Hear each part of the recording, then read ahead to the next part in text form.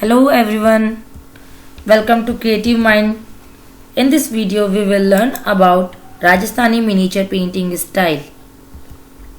This chapter is of 4 marks in your syllabus. The content of this chapter are: first, origin and development of Rajasthani school; second, characteristics of Rajasthani paintings, pre or early Rajasthani painting; next, classification of Rajasthani painting; next, main sub schools of Rajasthani school. And these are some also subtitles. These are Mewar school, Jodhpur school, Bikaner school, Kishangarh school, Bundi school, Kota school and Jaipur school. These are main sub school of Rajasthani painting, and we will discuss about these all art school in this video. Let's start. Origin and development. First thing, पहले आप लोगों को ये पता होना चाहिए कि miniature painting होती क्या है. फर्स्टली, मिनीचर पेंटिंग्स वो पेंटिंग्स होती हैं जो साइज में छोटी होती है, बट उसमें माइन्यूट डिटेलिंग वर्क होता है, फाइन वर्क किया जाता है. एंड राजस्थान एरिया में जितना भी वर्क पेंटिंग्स जो बनाई गई थी अर्लियर फेज में, पेंटिंग सभी छोटा साइज में बनाई जाती थी, मिनीचर फॉर्म में. एंड जो पेंटिंग का वर्क होता था वो डिटेलिंग फाइन वर्क होता था, उनमें बहुत ही महीन बारीक वर्क किया जाता था एंड कलरफुल पेंटिंग्स होती थी. तो राजस्थान में जो भी आर्ट स्टाइल डेवलप हुआ उसे राजस्थानी पेंटिंग स्टाइल बोला गया. बेसिकली जो ये आर्ट स्टाइल था मिनीचर का, मिनीचर ट्रेंड हमारा इंडिया में 11th सेंचुरी से स्टार्ट हुआ था. एंड स्टार्टिंग फेज में आपको पता है बिफोर 11th सेंचुरी हमारा केव पेंटिंग ट्रेडिशन चला था. जब लार्ज स्केल में जो पेंटिंग्स बनती थी वो बड़े पैमाने पे, मतलब बड़े स्केल में बनाई जाती थी. गुफाओं के दीवारों पे, सीलिंग्स पे उन पेंटिंग्स को बनाया जाता था. तो आर्टिस्ट उसको लाने ले जाने, अपने आर्ट को किसी को दिखाने करने में असमर्थ, मतलब उनको दिखाना इम्पॉसिबल हो जाता था.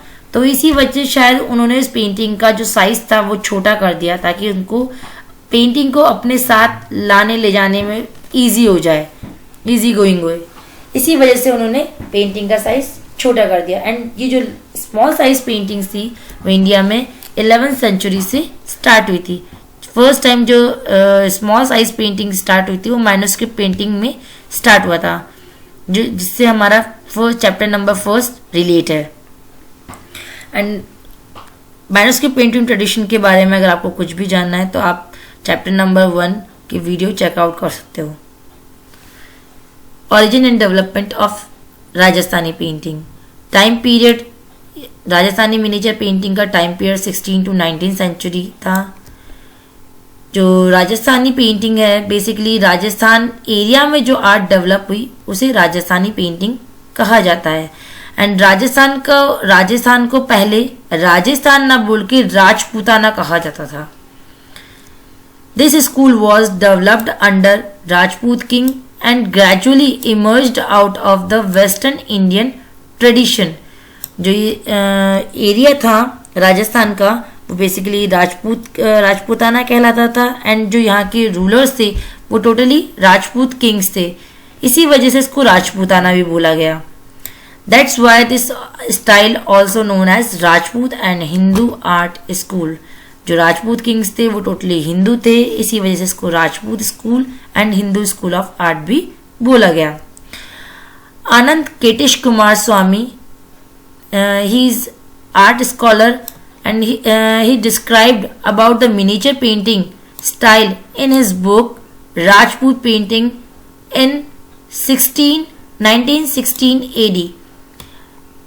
आनंद केटिश कुमार स्वामी ने मिनिएचर पेंटिंग स्टाइल के बारे में एक बुक थी जिनको उन्होंने 1916 AD में 1916 में उन्होंने एक बुक लिखी थी जिसका नाम राजपूत पेंटिंग लिखा था. राजपूत पेंटिंग में उन्होंने राजस्थानी मिनिएचर पेंटिंग के बारे में डिस्क्राइब किया है. अब इस पेंटिंग के अंदर उन्होंने मेंशन किया है कि जो मिडिवल आर्ट थी टोटल उस समय में जो राजस्थानी पेंटिंग का जो टाइम पीरियड 16 to 19 जो 16th सेंचुरी जो टाइम पीरियड था वो मिडिवल आर्ट था, मिडिवल टाइम पीरियड था। तो मिडिवल टाइम पीरियड में जो आर्ट डेवलप हुई उस आर्ट को 2 पार्ट्स में डिवाइड किया गया। फर्स्ट राजपूत पेंटिंग स्टाइल जो राजपूताना एरिया में डेवलप हो रही थी। सेकेंडली अदर पार्ट में मुगल आर्ट उस समय में उसका ओरिजिन एंड डेवलपमेंट हो रहा था। सेकेंड राजपूत पेंटिंग को A.K. कुमार स्वामी ने अगेन डिवाइड किया, राजस्थानी पेंटिंग एंड सेकेंड पहाड़ी पेंटिंग। ये डिवाइडेशन करने का एक रीजन था क्योंकि राजपूताना एरिया के अंदर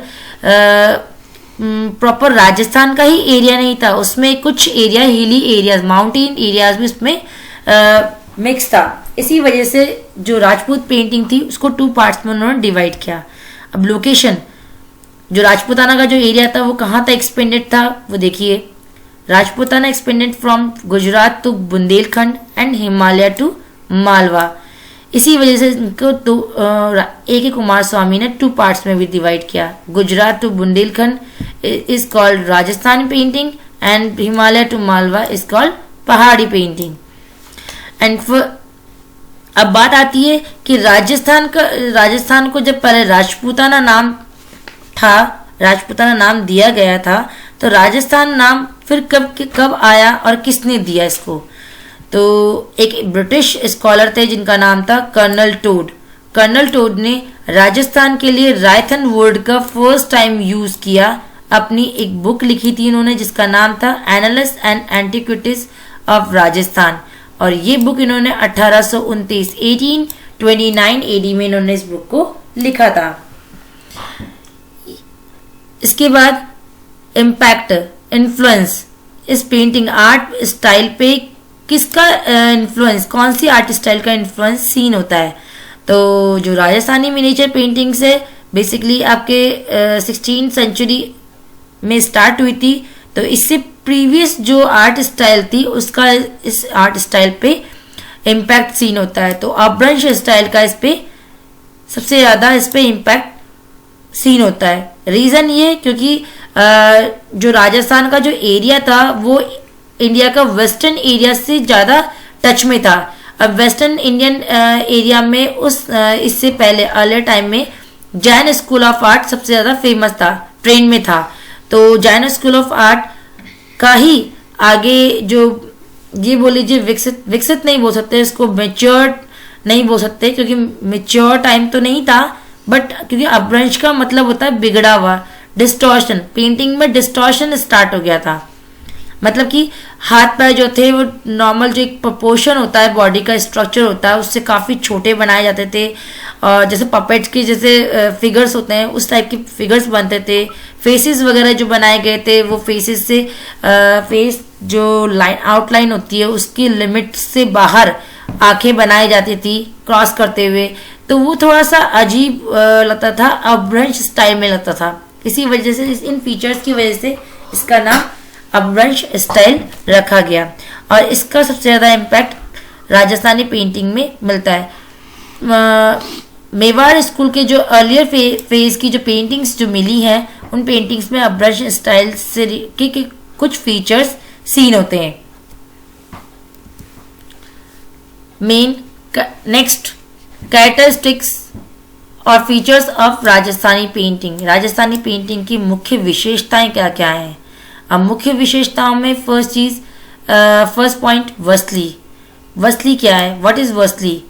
वसली इज द सरफेस एरिया जहां पे मिनिएचर पेंटिंग्स को बनाया जाता था। अब इसकी डेफिनेशन अगर पूछी जाती है व्हाट इज वसली, अभी आपके हाफेली के अंदर भी वसली से रिलेटेड एक क्वेश्चन आया था व्हाट इज वसली, देन आपको पता होना चाहिए वसली की डेफिनेशन क्या है। Layered thin sheet of handmade paper glued together to get the desired thickness is called wasli. Means कुछ पेपर्स को एक साथ मतलब 1 by 1 layer by layer paste किया जाता है एंड उसको एक जितनी थिकनेस हमें चाहिए होती है, रिक्वायर्ड थिकनेस होती है, उस थिकनेस तक उसको चिपकाया जाता है, उसको मतलब पेस्ट किया जाता है। पेस्ट करने के बाद में एक हमारे पास एक थिक पेपर हमें मिलता है जिसे वसली बोलते हैं। इसको पेपर को पूरा पेस्ट करने के बाद एक के ऊपर एक लेयर चिपकाने के बाद में इसको बर्निश किया जाता है। एक स्टोन होता है, स्टोन से इसको घिस करके मतलब बर्निश करके जो भी इसके अंदर एयर होती है उस एयर वॉल्यूम को बाहर निकाल के इसको एक हार्ड सरफेस बनाया जाता है। तो वसली एक्चुअल में एक हैंडमेड पेपर होता है जिसे ग्लू की हेल्प से एक थिक पेपर बनाया जाता है जिसे वसली बोलते हैं। Second, colours. राजस्थानी पेंटिंग, जैसे राजस्थान का कल्चर कलरफुल कल्चर है, सेम वैसी पेंटिंग्स भी कलरफुल्स थी। एंड कलरफुल कलर्स की बात की जाए तो राजस्थान में प्राइमरी कलर्स को सबसे ज़्यादा यूज़ किया गया। एंड प्राइमरी कलर्स जो थे वो टोटली मिनरल कलर्स थे एंड प्रीशियस मेटल से भी कुछ कलर्स लिए गए जैसे कि गोल्ड एंड सिल्वर इन दोनों को भी कलर्स के फॉर्म में यूज़ किया गया। एंड इसको मिक्स मतलब इसको बाइंड करने के लिए एक कलर का फॉर्म ताकि वो इजीली वसली पे बना रहे तो उसके लिए एक बाइंडिंग मीडियम ग्लू को यूज किया जाता था। एंड जो ये ग्लू होता था टोटली प्लांट ग्लू होता था, फाइबर ग्लू होता था, जिस कलर्स के through he emotions and glamorous को भी दिखाया जाता था। नेक्स्ट, ब्रशेस कैसे बनते थे? मिनिएचर पेंटिंग से तो फाइन ब्रशेस का ही यूज किया जाता था क्योंकि टोटली फाइन वर्क होता था, माइन्यूट डिटेलिंग वर्क होता था, तो उसके लिए ब्रशेस भी फाइन ही बनाए जाते थे। और ये ब्रशेस कैमस एंड स्क्वायरल के जो हेयर्स होते थे उनसे इनको बनाया जाता था। नेक्स्ट, लीनियर ब्यूटी, लाइंस को किस तरह से यहाँ पे प्रेजेंट किया गया। राजस्थानी पेंटिंग में लाइंस की बहुत इंपॉर्टेंस रही है। स्टार्टिंग फेज में जो लाइंस थी थोड़ा सा बोल्ड लाइंस थी, बट लेटर फेज में जो लाइंस थी fine, powerful and rhythmic lines बनाई जाने लगी थी और लाइंस के थ्रू इमोशंस को भी बहुत ही सुंदर तरीके से शो अप किया जाता था। Next, variety of theme. Rajasthani miniature painting में थीम्स की वेरिएशंस काफी थी। इनमें पेंटिंग्स माइथोलॉजिकल टेक्स्ट पे भी पेंटिंग्स बनी, एपिक्स वगैरह पे, जिन्हें धार्मिक पुराण वगैरह जो पुस्तकें होती थी जैसे कि महाभारत हो गया, रामायण हो गई, गीत गोविंद वगैरह हो गया, कृष्ण लीलाओं से रिलेटेड जो स्टोरीज वगैरह होती थी उन पे पेंटिंग्स बनी। उसके अलावा लिटरेचर बेस्ड, क्योंकि मिडेवल टाइम पीरियड था तो भक्ति काल काफ़ी ट्रेंड में था उस समय में, तो उस समय में जो जितने भी जो पोइट थे उनकी जो रचनाएं थी उन पे काफ़ी पेंटिंग्स वगैरह बनाई गई, जैसे गीत गोविंद था, सूर सागर, रसिक प्रिया, रीति काव्य, इन सभी जो लिटरेचर थे मतलब पोएम्स थी उन पे भी पेंटिंग्स वगैरह बनाई गई, रस मंजरी वगैरह। इसके अलावा म्यूजिकल टेक्स्ट वगैरह पे पेंटिंग्स बनी, जैसे कि रागमाला। उस समय का रागमाला जो टेक्स्ट था, मैन्युस्क्रिप्ट था, काफ़ी ट्रेंड में था, तो उस पर भी ये टोटली म्यूजिकल टेक्स्ट है, तो इस पे भी बहुत पेंटिंग्स बनाई गई है। एंड राजस्थानी मिनिएचर स्टाइल के अंदर सबसे ज़्यादा पेंटिंग्स रागमाला पेंटिंग्स पर बनी है। इसके अलावा नायक नायिका भेदा, 12 मासा टोटली आपके 12 मंथ्स ऑफ ए ईयर उस पर डिपेंड करता है। सीजन्स को यहाँ बनाया गया, षड ऋतु वर्णन, ये बहुत सारे मतलब थीम्स थी जिन पे पेंटिंग्स वगैरह बनाई गई हैं। इसके अलावा कोर्ट सीन्स जो क्योंकि राजपूत किंग्स थे तो उनके डेली टू डेली लाइफ के सीन्स भी उसमें बने, कोर्ट से रिलेटेड जो भी उनके सीन होते थे या उनके हंटिंग सीन्स हो गए, बैटल सीन्स हो गए, पोर्ट्रेट पेंटिंग्स जो रूलर्स वगैरह थे उनकी पोर्ट्रेट्स वगैरह बनाए जाते थे। सेलिब्रेशन जो भी सेलिब्रेशंस हो रहा है, फेस्टिवल्स जो लोग बना रहे कर रहे हैं उनकी भी पेंटिंग्स इसमें बनाई गई। Next, nature depiction. Rajasthani miniature painting में नेचर का बहुत ही सुंदर डिपिक्शन हुआ है, डिटेलिंग में इनको पेंटिंग्स को बनाया गया। फॉर एग्जांपल जैसे मैंने फर्स्ट मैंने इसमें फ्रंट पेज पे मैं देखो पेंटिंग जो लगा रखी है राधा कृष्णा की जो पेंटिंग है, इसमें आप अगर पीछे बैकग्राउंड में अगर आप ट्रीज को देखोगे या जो बुशेस छोटे छोटे प्लांट्स बनाए गए हैं उसमें देखो कितना डिटेलिंग में वर्क किया गया है, एक एक पत्तियों को उसमें निकाला गया है। तो राजस्थानी मिनिएचर पेंटिंग में नेचर को काफी सुंदर तरीके से में डिपिक्ट किया गया था।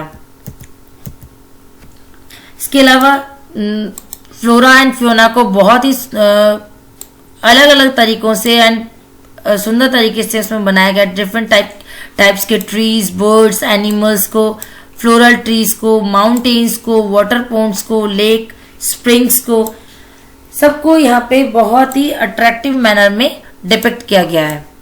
Next, facial features.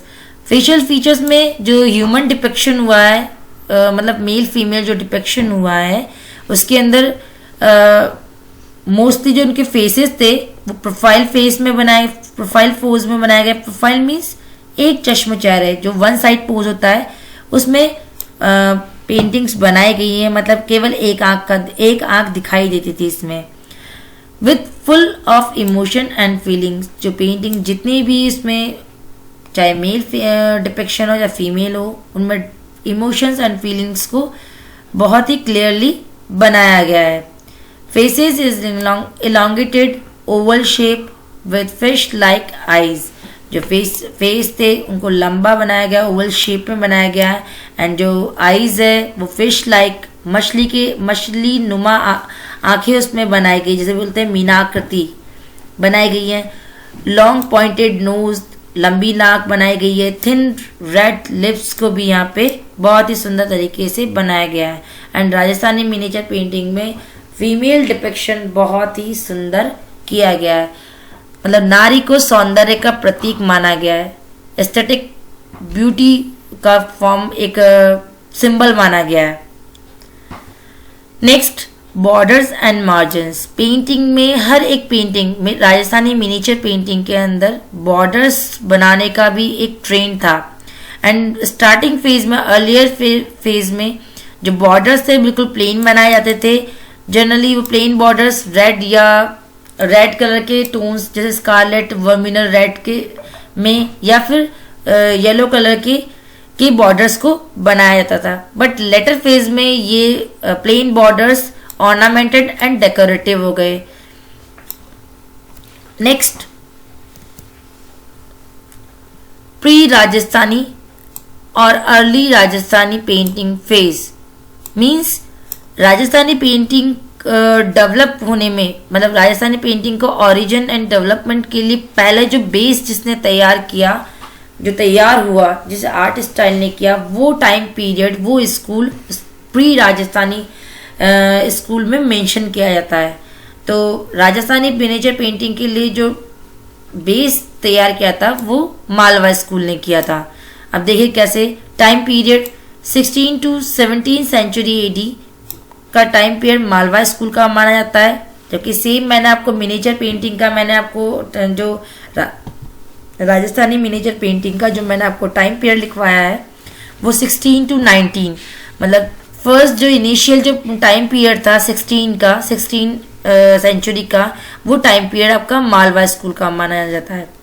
एंड इसको भी, इस आर्ट स्टाइल को पैट्रोनेज करने वाले रूलर्स हिंदू राजपूत किंग्स ही थे।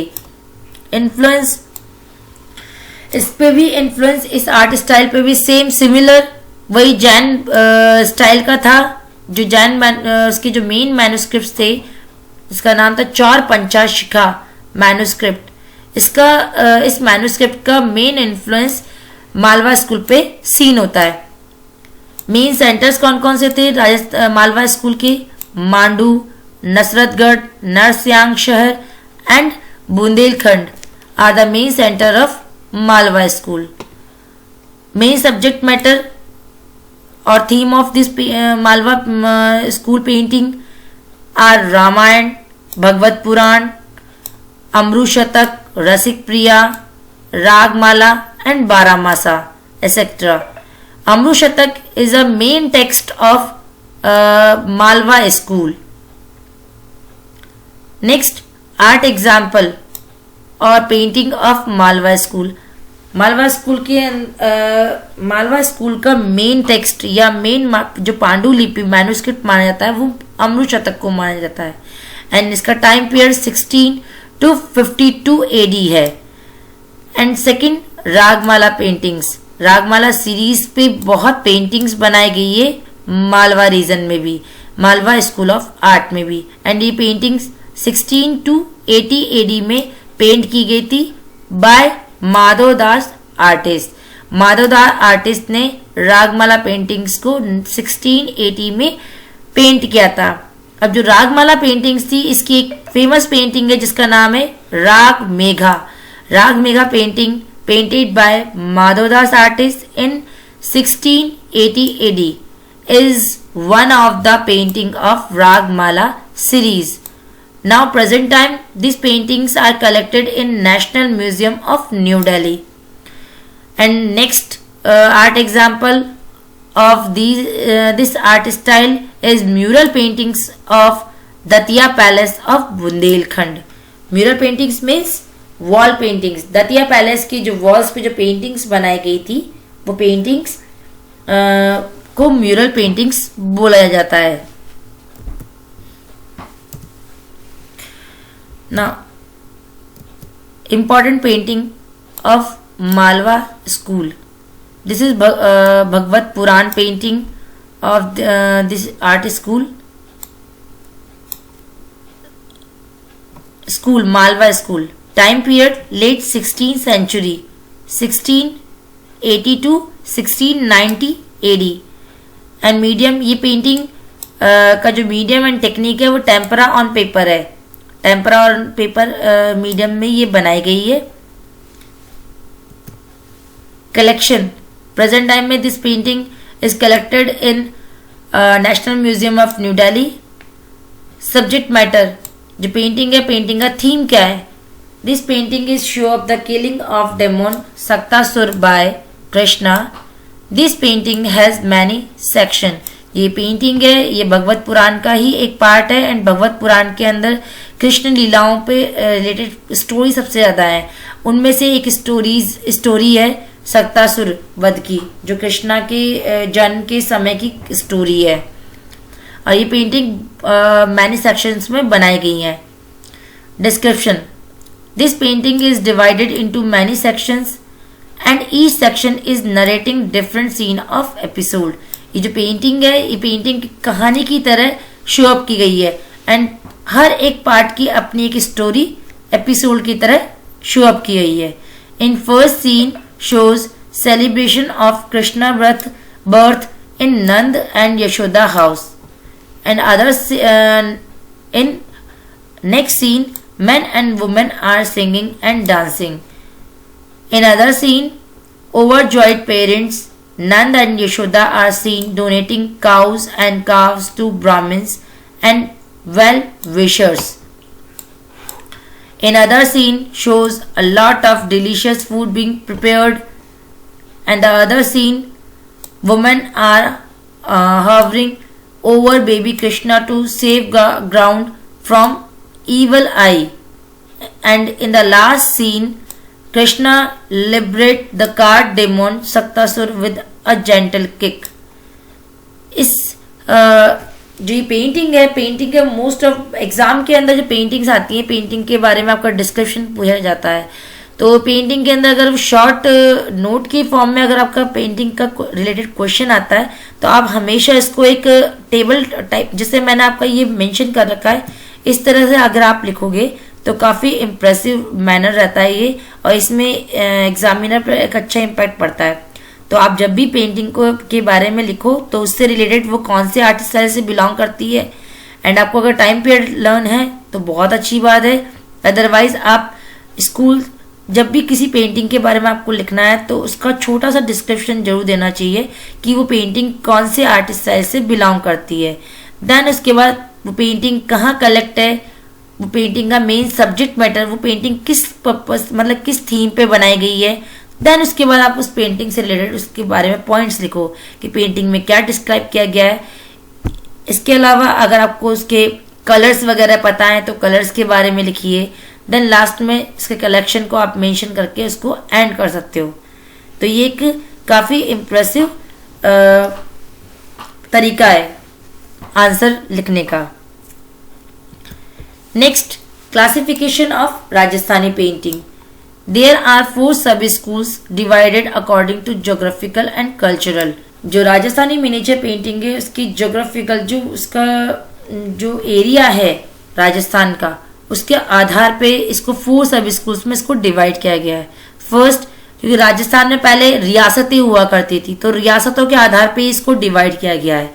जैसे फर्स्ट मेवाड़ सब स्कूल ऑफ आर्ट, उस समय मेवाड़ स्कूल ऑफ सबसे बड़ी रियासत मानी जाती थी एंड फर्स्ट नंबर पे भी इसी को मानते हैं। तो मेवाड़ सब स्कूल के मेन कुछ सेंटर्स थे जहाँ पे ये आर्ट डेवलप हुई थी, जिसमें उदयपुर, नाथद्वारा, चावड़, प्रतापगढ़, ये इसकी मेन सेंटर्स थे। नेक्स्ट, मारवाड़ स्कूल सब स्कूल ऑफ आर्ट, मेजर जो रियासत थी वो मारवाड़ था, तो इसे मारवाड़ सब स्कूल बोला गया। इसके main centres Jodhpur, Bikaner, Kishangarh, Jaisalmer etcetera. Next, Hadoti sub school of art, basically Hadoti से सब वाकिफ हैं। कोटा, बूंदी, झालावाड़, बारा का जो एरिया आता है वो हाड़ौती में आता है एंड यहाँ पे जो आर्ट डेवलप हुई उसे हाड़ौती स्कूल कहा गया। नेक्स्ट, ढूंढान सब स्कूल ऑफ आर्ट, ढूंढान जो एरिया रियासत थी उसके अंदर जयपुर, शेखावटी, अलवर, आमेर, नागौर ये एरिया एंड उसके अलावा उनियारा ये एरिया इसके अंदर इंक्लूड होते थे, जिसे ढूंढान स्कूल, वहाँ पे जो आर्ट डेवलप हुई उसे ढूंढान स्कूल कहा गया। ये सारे सब स्कूल्स पहले सब स्कूल्स के फॉर्म में इनको पढ़ते करते थे, बट लेकिन जो इसकी जो ये सेंटर्स थे, सेंटर्स में जो आर्ट डेवलप हो रही थी, जैसे मेवाड़ के मेन सेंटर नाथद्वारा में पिछवाई पेंटिंग बहुत फेमस थी, तो नाथद्वारा की जो पेंटिंग थी आर्ट स्टाइल नाथद्वारा के नाम से ही फेमस हुई। चावड़ में जो पेंटिंग्स हुई डेवलप हुई उसे चावड़ के नाम से जाना गया।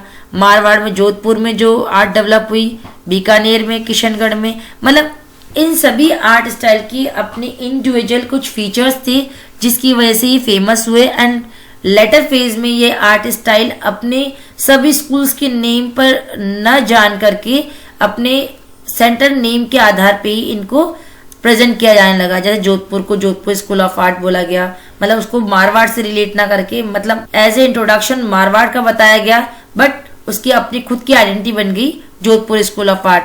बीकानेर को बीकानेर स्कूल ऑफ आर्ट बोला गया, किशनगढ़ को Kishangarh school of art, Kota Bundi को Kota Bundi school of art and Jaipur school of art, इस तरह से इनको रिप्रेजेंट किया गया। तो इस चैप्टर के अंदर हम जो पढ़ेंगे, उदयपुर इस स्कूल के अंदर मेवाड़ सब स्कूल, मारवाड़ के अंदर मेवाड़, नाथद्वारा, जोधपुर, बीकानेर, किशनगढ़, हाड़ौती में हम कोटा, बूंदी एंड ढूंढान में हम Jaipur school of art, in art को पढ़ेंगे, इन सेंटर्स को ही हम इसमें पढ़ेंगे। इस वीडियो में इतना ही। अब जो हमारी नेक्स्ट जो वीडियो रहेगी वो हमारी इन्हीं सभी स्कूल्स को ही हम इसमें डिस्क्राइब करेंगे। Okay, thank you so much.